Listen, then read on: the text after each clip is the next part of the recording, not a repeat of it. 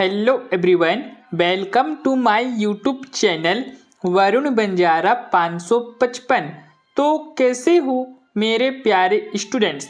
तो बच्चों, आज के इस वीडियो के माध्यम से हम आपको बताने वाले हैं गणित सब्जेक्ट में से बच्चों आपको हम बताएंगे इम्पोर्टेंट पावरफुल क्वेश्चन। ठीक है बच्चों, आप लोगों का बहुत ही कमेंट आ रहा था और कुछ बच्चे मुझे पर्सनल मैसेज भी कर रहे थे कि सर आप हमें मैथ्स में से इम्पोर्टेंट क्वेश्चन बताओ, अभी तक हमने कुछ भी नहीं पढ़ा है।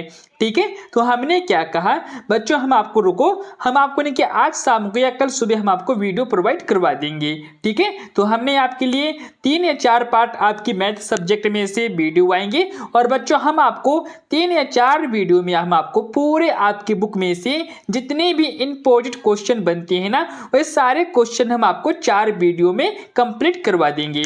ठीक है, मैंने आपको व्हाट्सएप ग्रुप में भी बताया था ये सब कुछ। ठीक है, यदि आप हमारे व्हाट्सएप ग्रुप में ऐड नहीं हुए हो ना, तो आप ऐड हो जाइएगा। लिंक आपको डिस्कशन बॉक्स पे आपको देखने को मिल जाएगा। ठीक है, और इससे पहले मैं आपको 2 वीडियो बना के दिया हूँ, एक आपका हिंदी का हो जाएगा, दूसरा आपका सामाजिक विज्ञान का है। आप यदि उन दोनों वीडियो को नहीं देखे हो तो आप उसे भी जाकर पूरा वॉच कर लीजिएगा। ठीक है, और उनका आंसर भी आपको खुद से पूरा करना है। और बच्चों, उन दोनों वीडियो का आंसर आपको मिलने में मुश्किल हो रहा है, ठीक है, तो आप उस वीडियो में कमेंट कर दीजिएगा, यदि आप मुझे पर्सनल मैसेज करके भी बता सकते हैं। ठीक है, मैं आपको अगली वीडियो में उन सभी प्रश्नों का आंसर बना के मैं आपको पीडीएफ ग्रुप में डाल दूंगा। ठीक है, आप कमेंट भी नहीं करते हो, ठीक है, तो आपको ये सब कुछ करना है, जो क्वेश्चन होगा वह क्वेश्चन पूछना है। ठीक है, तो चलिए बच्चों, आज की इस वीडियो में हम यही सब कुछ आपको बताने वाले हैं। मैथ सब्जेक्ट में से बच्चों आपके जितने भी इम्पोर्टेंट पावरफुल क्वेश्चन बनते हैं चैप्टर वाइज चैप्टर, वह सब कुछ हम आपको इस वीडियो में हम आपको डिस्कशन करेंगे। तो अभी तक आपने हमारे यूट्यूब चैनल वरुण बंजारा 555 को आपने सब्सक्राइब करके बेल आइकन की घंटी को आप ऑल पर सिलेक्ट नहीं किए हो ना, तो आप उसे जाकर जल्दी से कर लीजिएगा। तो बच्चों, हम आपको यहाँ पे 2-3 चैप्टरों का नाम यहाँ पे आपको देखने को मिल रहा होगा, उन्हीं चैप्टरों के बारे में हम आपको आज इस वीडियो के माध्यम से बताने वाले हैं। ठीक है, पहला चैप्टर यहाँ पे आपका हो जाएगा अध्याय 1 वास्तविक संख्या। ठीक है, दूसरा अध्याय यहाँ पे आपका हो जाएगा बहुपद, और बच्चों यहाँ पे आपका तीसरा अध्याय हो जाएगा 2 चर वाले रैखिक समीकरण। ठीक है, तो बच्चों इस वीडियो में हम आपको 3 अध्याय बताएंगे। ठीक है, आपने तीनों अध्याय को यहाँ पे अच्छे से पूरा देख लीजिए। पहला अध्याय वास्तविक संख्या, दूसरा अध्याय बहुपद और तीसरा अध्याय 2 चर वाले रैखिक समीकरण। ठीक है, तो चलिए बच्चों, इन सभी क्वेश्चनों के आंसर हम आपको दिखा देते हैं। ठीक है, तो यहाँ पे आपको देखने को मिल रहा होगा। तो बच्चों यहाँ पे आपका अध्याय 1 है वास्तविक संख्या। ठीक है, तो बच्चों यहाँ पे आपको वास्तविक संख्या में से क्या क्या पढ़ना है वह सब कुछ हम आपको इस वीडियो में बताएंगे, जितने भी यहाँ पे आपके इम्पोर्टेंट पावरफुल क्वेश्चन होता है। ठीक है, तो यहाँ पे आपसे अध्याय 1 से पहला प्रश्न बनता है, संख्याओं 135 और 225 का HCF ज्ञात करने के लिए यूक्लिड विभाजन एल्गोरिथम प्रमेय का यहाँ पे आपको उपयोग करना है।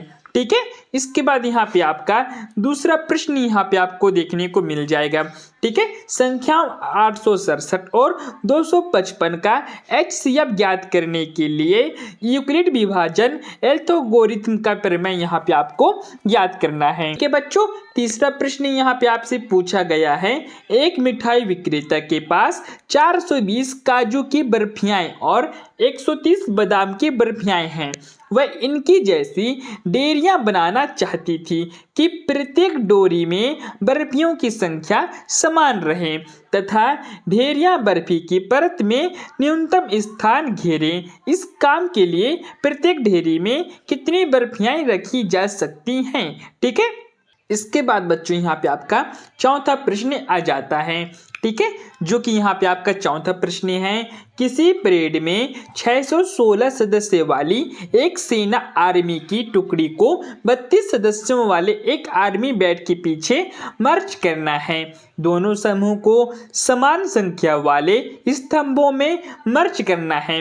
उन स्तंभों की अधिकतम संख्या क्या है जिसमें वे मार्च कर सकते हैं। ठीक है, इसके बाद यहाँ पे आपसे पांचवा प्रश्न पूछा गया है जो कि क्या है, दर्शाइए कि प्रत्येक धनात्मक समपूर्णांक 24 के रूप का होता है तथा प्रत्येक धनात्मक विषम पूर्णांक 2p+1 रूप का होता है जहां एक कोई पूर्णांक है। ठीक है, इसके बाद यहाँ पे आपसे छठवां प्रश्न पूछा जाता है जो कि क्या है, दर्शाइए कि प्रत्येक धनात्मक पूर्णांक 4p+1 या 4q+3 के रूप में होता है जहां q एक पूर्णांक है। ठीक है, सातवां प्रश्न है, संख्या 140 को अभाज्य गुणनखंडों के गुणनफल के रूप में व्यक्त कीजिएगा। ठीक है, आठवां प्रश्न है, संख्या 156 को अभाज्य गुणनखंडों के गुणनफल के रूप में यहाँ पे आपको व्यक्त करना है। इसके बाद यहाँ पे आपका नौवां प्रश्न आ जाएगा जो कि क्या है, संख्याओं 6 और 20 का अभाज्य गुणनफल विधि से HCF ज्ञात और LCM यहाँ पे आपको ज्ञात कर लेना है। 10वां प्रश्न है, संख्याओं 6, 72 और 120 का अभाज्य गुणनखंड विधि से HCF और LCM यहाँ पे आपको ज्ञात करना है। ठीक है, इसके बाद यहाँ पे आपसे 11वां प्रश्न पूछा जाएगा, अभाज्य गुणनखंड विधि द्वारा पूर्णांकों को 12, 15 और 21 के HCF और LCM ज्ञात करना है। ठीक है, 12वां प्रश्न है, HCF 306 और 657 बराबर 9 दिया है, LCM 306 और 657 यहाँ पे आपको ज्ञात कर लेना है। ठीक है, इसके बाद यहाँ पे आपसे 13वां प्रश्न दिया गया है जो कि क्या है, संख्याओं 4n पर विचार कीजिए जहां n एक प्राकृतिक संख्या है। जांच कीजिए कि क्या n का कोई मान है जिसके लिए 4n अंक 0, 0 पर समाप्त होता है। ठीक है, इसके बाद यहाँ पे आपसे 14 वाला प्रश्न पूछा गया है, व्याख्या कीजिए कि 7 गुणे 11 गुणे 13 गुणे 13 और 7 गुणे 6 गुणे 5 गुणे 4 गुणे 3 गुणे 2 गुणे 1 गुणे 5 गुणे अभाज्य संख्या क्यों है। ठीक है, आपको यानी कि आपके अध्याय 1 में से टोटल आपको यानी कि 14 प्रश्न करने हैं। तो बच्चों यहाँ पे आपसे अध्याय 2 चालू हो जाता है। ठीक है, अध्याय 2 में से यहाँ पे आपको कुछ क्वेश्चनों को यहाँ पे आपको सॉल्व करना है। ठीक है, तो चलिए बच्चों उन सभी क्वेश्चनों को हम यहाँ पे अच्छे से पूरा देख लेते हैं। ठीक है, तो यहाँ पे आपसे पहला प्रश्न पूछा गया है, क्या पूछा गया है, एक द्विघात बहुपद ज्ञात कीजिए जिसके शून्यंकों के योग तथा गुणनफल क्रमशः 1/4 और -1 है। ठीक है, यहाँ पे आपको दिख रहा होगा ना 1/4, ये वास्तव में इस तरह लिखा। ठीक है, 1/4 इस तरह लिखा हुआ है। ठीक है, तो हम आपको इसको 1/4 भी ऐसे लिख सकते हैं। ठीक है बच्चों, इसके बाद यहाँ पे बच्चों आपका दूसरा प्रश्न है, एक द्विघात बहुपद ज्ञात कीजिए जिसके शून्यंकों के योग तथा गुणनफल क्रमशः करनी 2, 1/3 है। ठीक है, यहाँ पे भी आपका 1/3 इसी तरह लिखा। ठीक है, 1/3 इस टाइप में लिखा हुआ है। द्विघात बहुपद x2 और -2x और -8 के शून्यांक ज्ञात कीजिए और शून्यंकों तथा गुणांकों के बीच के संबंध की सत्य की जांच यहाँ पे आपको कर देना है। ठीक है, इसके बाद यहाँ पे आपसे 8वां प्रश्न पूछा गया है, द्विघात बहुपद के बाद बच्चों यहाँ पे आपसे तीसरा प्रश्न पूछा गया है जो कि क्या है, एक द्विघात बहुपद ज्ञात कीजिए जिसके शून्यंकों के योग तथा गुणनफल क्रमशः 1 और 1 है। ठीक है, इसके बाद यहाँ पे आपसे चौथा प्रश्न भी पूछा गया है, एक द्विघात बहुपद ज्ञात कीजिए जिसके शून्यंकों के योग तथा गुणनफल क्रमशः -3 और 2 हैं। ठीक है, इसके बाद यहाँ पे आपसे पांचवा प्रश्न भी पूछा गया है, एक द्विघात बहुपद ज्ञात कीजिए जिसके शून्यंकों के योग तथा गुणनफल क्रमशः -1/4 और 1/4 है। ठीक है, इसके बाद यहाँ पे आपसे छठवां प्रश्न पूछा गया है, एक द्विघात बहुपद ज्ञात कीजिए जिसके शून्यंकों के योग तथा गुणनफल क्रमशः 4 और 1 है। ठीक है, इसके बाद यहाँ पे आपसे 7वां प्रश्न पूछा गया है, जो कि यहाँ पे आपसे 7वां प्रश्न क्या कहता है। ठीक है, 3x और 2 - x और -4 शून्यांक ज्ञात कीजिए और शून्यांकों तथा गुणांकों के बीच के संबंध की यहाँ पे आपको सत्यता यहाँ पे आपको जांच कर लेना है। ठीक है, इसके बाद यहाँ पे आपसे 9वां प्रश्न पूछा गया है, द्विघात बहुपद x2 + 7x + 10 शून्यांक ज्ञात कीजिए और शून्यांकों तथा गुणांकों के बीच के संबंध की यहाँ पे आपको सत्यता की यहाँ पे आपको जांच कर लेना है। ठीक है, उसी तरह बच्चों यहाँ पे आपका 10वां वाला प्रश्न भी वैसे ही सेम टू सेम है। ठीक है, इसके बाद यहाँ पे आपसे 11वां वाला प्रश्न में यहाँ पे आपको सेम टू सेम ऐसे ही देखने को मिलेगा। ठीक है, यहाँ पे आपको अध्याय 2 में टोटल यहाँ पे आपको 11 प्रश्न यहाँ पे आपको सॉल्व करने हैं। ठीक है, इसके बाद यहाँ पे आपसे अध्याय 3 आ जाता है। ठीक है, जो कि आपका अध्याय 3 यानी कि अंतिम चैप्टर होने वाला है। आपका अध्याय का नाम है 2 चर वाले रैखिक समीकरण युग्म। ठीक है, तो यहाँ पे आपको इन सभी क्वेश्चनों को तो आपको पहले ही सॉल्व कर चुके होंगे। ठीक है, तो यहाँ पे आपसे पहला प्रश्न पूछा गया है, समीकरण युग्म को प्रतिस्थापन विधि से यहाँ पे आपको हल करना है। ठीक है, इनको आपको प्रतिस्थापन विधि से हल करना है। दूसरा प्रश्न है, समीकरण युग्म को प्रतिस्थापन विधि से इसको भी यहाँ पे आपको अच्छे से हल करना है। ठीक है, इसके बाद यहाँ पे आपसे तीसरा प्रश्न पूछा गया है, 2 संख्याओं का अंतर 26 है और एक संख्या दूसरी संख्या की 3 गुनी है, उन्हें यहाँ पे आपको ज्ञात करना है। ठीक है, चौथा प्रश्न है, एक समीकरण युग्म को विलोपन विधि से यहाँ पे आपको हल करना है। ऊपर आपको प्रतिस्थापन विधि से हल करना था और यहाँ पे आपको विलोपन विधि से हल करना है।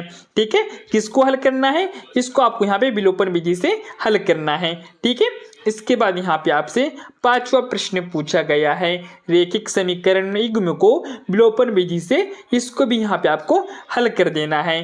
ठीक है, इसके बाद यहाँ पे आपसे 6वां प्रश्न पूछा गया है, 2 व्यक्तियों का आय का अनुपात 9:7 है और उनके खर्चों का अनुपात 4:3 है।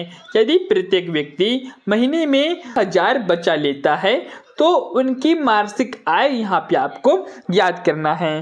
ठीक है, इसके बाद यहाँ पे आपसे 7वां प्रश्न पूछा गया है, ज्ञात कीजिए कि रैखिक समीकरण युग्म है। ठीक है, यहाँ पे आपसे 10वां प्रश्न पूछा गया है, समीकरण युग्म को प्रतिस्थापन विधि से यहाँ पे आपको हल करना है। ठीक है, इसको यहाँ पे आपको प्रतिस्थापन विधि से हल करना है।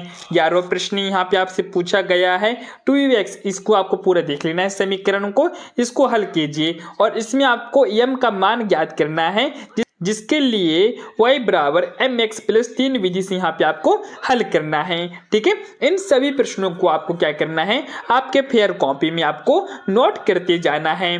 ठीक है, इसके बाद यहाँ पे आपसे 12वां प्रश्न पूछा जाता है, 2 समपूरक कोणों में बड़ा कोण छोटा कोण से 18 डिग्री अधिक है, उन्हें यहाँ पे आपको ज्ञात करना है। ठीक है, इसके बाद यहाँ पे आपसे 13वां प्रश्न पूछा जाता है, जो कि क्या है, एक क्रिकेट टीम के कोच ने 7 बल्ले तथा 6 गेंद 3800 रुपए में खरीदा। बाद में उसने 3 बल्ले तथा 5 गेंद 1750 में खरीदा। प्रत्येक बल्ले और प्रत्येक गेंद का मूल्य यहाँ पे आपको ज्ञात कर लेना है। ठीक है, इसके बाद यहाँ पे आपसे 14वां प्रश्न पूछा गया है, जो कि क्या है, 2 अंकों की एक संख्या एवं उसके अंकों को उलटने पर बनी संख्या का योग 66 है। यदि संख्याओं के अंकों का अंतर 6 है तो संख्या ज्ञात कीजिए, ऐसी संख्याएं कितनी हैं। ठीक है, 15वां प्रश्न है, p के किन मानों के लिए निम्न समीकरण युग्म का एक अद्वितीय हल है। ठीक है, इसको आपको यहाँ पे पूरा देख लेना है। इसके बाद यहाँ पे आपसे 15वां प्रश्न पूछा गया है, जो कि क्या है, p के किन मानों के लिए निम्न समीकरण युग्म का एक अद्वितीय हल है। इसको भी यहाँ पे आपको पूरा देख लीजिएगा। इसके बाद यहाँ पे आपसे 16वां प्रश्न पूछा गया है, के किन मानों के लिए निम्न समीकरण युग्म का कोई हल नहीं है। ठीक है, इसके बाद यहाँ पे आपसे 17वां प्रश्न पूछा जाता है, जो कि क्या है, 5 पेंसिल तथा 7 कलमों का मूल्य 50 रुपये है, जबकि 7 पेंसिल तथा 5 कलमों का कुल मूल्य 46 रुपये है। एक पेंसिल का मूल्य तथा एक कलम का मूल्य यहाँ पे आपको ज्ञात करना है।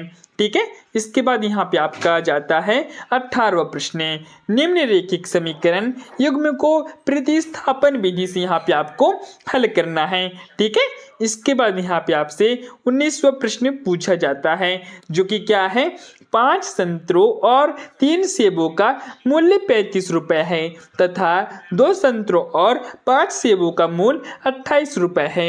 एक संतरे का मूल्य तथा एक सेब का मूल्य यहाँ पे आपको ज्ञात करना है। ठीक है, तो बच्चों इन सभी प्रश्नों को आपने भली भांति अच्छे से पूरा वाच कर लिए होंगे, पूरे देख भी लिए होंगे। तो आपको क्या करना है, इन सभी प्रश्नों का आपको आंसर निकाल लेना है। ठीक है, यदि बच्चों आपको आंसर निकालने में दिक्कत हो रहा है तो आपको क्या करना है, आपको हमारे इस वीडियो में कमेंट कर देना है। ठीक है, यदि आपको ज़्यादा प्रॉब्लम आती है तो आप हमारे व्हाट्सएप ग्रुप में जाकर ऐड हो जाइएगा। वहाँ पे हम आपको इसका पूरा आंसर निकाल के PDF बना के हम आपको हमारे व्हाट्सएप ग्रुप में दे देंगे। लिंक आपको यानी कि डिस्कशन बॉक्स में आपको देखने को मिल जाएगा। आपको क्या करना है, आपको हमारे व्हाट्सएप चैनल में जाके फॉलो भी कर लेना है और साथ में हमारा आपको इंस्टाग्राम अकाउंट भी देखने को मिल जाएगा, आप वहाँ पे भी जाके फॉलो कर लीजिएगा। ठीक है, और बच्चों यह रहा हमारे यूट्यूब चैनल वरुण बंजारा 555। ठीक है, इसको आपको क्या करना है, इसको हमारे यूट्यूब चैनल को सब्सक्राइब करके बेल आइकन की घंटी को आपको दबा के ऑल पर सिलेक्ट कर लेना है। ठीक है, तो चलिए बच्चों अब हम मिलते हैं आपसे अगली वीडियो में, तब तक के लिए जय हिंद, वंदे मातरम।